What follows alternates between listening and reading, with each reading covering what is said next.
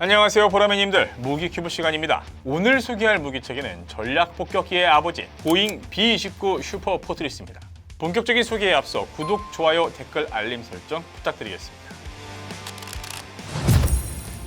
모든 무기가 그렇지만 인류 역사상 가장 잔악한 무기체계를 소개한다는 점에서 오늘은 좀 마음이 무겁습니다. B-29는 도쿄 상공에서 소위탄을 뿌리고 두 발의 핵탄두를 히로시마와 나가사키에 떨어뜨린 폭격기이기 때문입니다.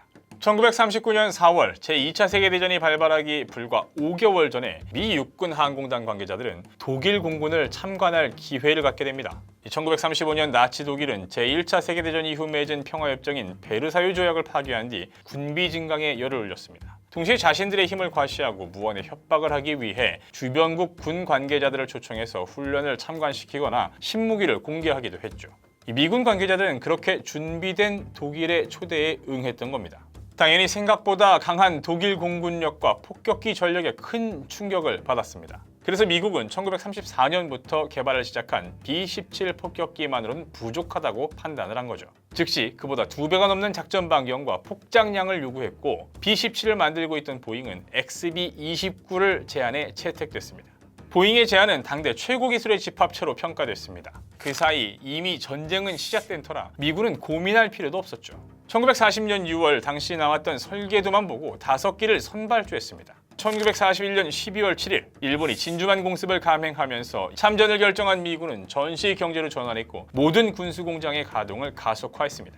1942년 9월 21일 설계도만 보고 계약한 지 2년 3개월 만에 시애틀 보잉필드에서 XB-29 CJ-1호기의 시험 비행이 이루어졌던 건 이런 이유였습니다.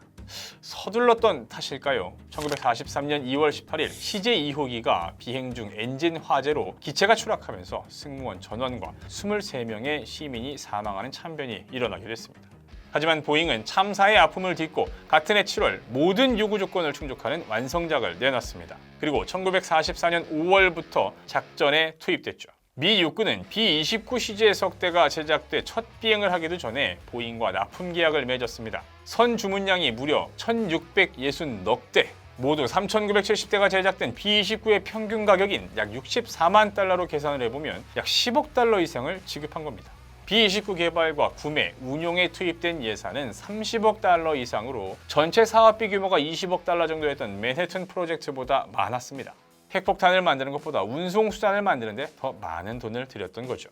B-29 폭격기에는 조종사를 포함해 모두 11명의 승무원이 탑승합니다. 길이 30.18m, 폭 43.06m, 높이 8.5m로 최대 이륙 중량이 60톤을 넘습니다. 2200마력짜리 엔진 4기를 장착해 작전 반경은 5230km, 최대 9000km까지 비행할 수 있습니다. 무장은 원격 제어 포탑에 12.7mm M2 브라우닝 중기관총 10정, 또 꼬리 포탑에도 같은 중기관총 2정을 장착했습니다.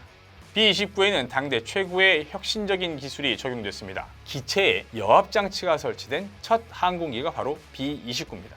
이전까지는 높은 고도의 압력을 견디기 위해서 전용 헬멧과 방한복을 입어야 했던 것에 비하면 대단한 혁신이었습니다. 두 번째 혁신적인 기술은 원격 제어 포탑입니다. 전기식 계산기, 즉 기계식 컴퓨터의 초기 모델쯤으로 불릴 만한 원격 조준 시스템이 적기와의 거리, 속도, 외부 기온 이런 외부 데이터는 물론 기관 총탄의 중력까지 계산해서 적 전투기의 기관 포탄을 퍼부을 수 있었습니다. 때문에 승무원들은 호위기가 없어도 자신감을 갖고 임무를 수행할 수 있었죠. 제2차 세계대전 당시 유럽 전선에 투입됐던 B-17 폭격기가 독일 전투기들의 집중 견제를 받아 많이 격추됐던 반면에 태평양 전쟁에서 활약했던 B-29는 이런 첨단 기술 덕분에 별다른 저항 없이 임무를 수행할 수 있었습니다. 하지만 폭격 임무 초기에는 제트 기류로 인해서 성공률이 매우 낮았습니다. 그래서 일본 국민들이 공습경보가 울리면 집 밖으로 나가 하늘을 올려다보며 구경하기도 했었다고 합니다. 끔찍한 상황은 1945년 3월 10일에 벌어집니다. 이른바 도쿄 대공습에서 345대의 B-29가 소위탄을 투하한 겁니다. 종류에 따라 2000에서 3000도씨의 고열을 내는 소위탄은 건물 대부분이 목재로 이루어진 도쿄를 순식간에 불바다로 만들어버렸습니다. 일본 정부 조사에 따르면 도쿄 대공습으로 8만 3천여 명이 사망했고 4만 1천여 명이 중상을 입었습니다. 도쿄에 소위탄을 투하하고 양심의 가책을 느끼는 조종사와 승무원에게 커티스 르메이 사령관은 민간인도 어떤 형태로든 전쟁에 기여한다. 일본에 무고한 민간인은 없다라는 말을 했다고 전해집니다. 도쿄 대공습 이후 B-29 폭격기 편대는 일본의 주요 도시는 물론 신해와 부산, 청진, 원산 앞바다에 무수히 많은 기뢰를 투하했습니다. 주변 식민지로부터 식량과 군수 물자가 본토로 반입되는 것을 막기 위해서입니다. 이러던 중 4월 30일 히틀러가 자살을 했고 또 5월 7일 독일이 무조건 항복한 뒤 9일에 항복이 정식 조인되면서 유럽에서의 전쟁은 끝났습니다. 미국은 극렬하게 저항하는 일본군에게 8월 1일까지 항복할 것을 권유했지만 일본의 지도부는 자국민이 이렇게 끔찍하게 죽어나가는 상황에서도 고집을 꺾지 않았습니다.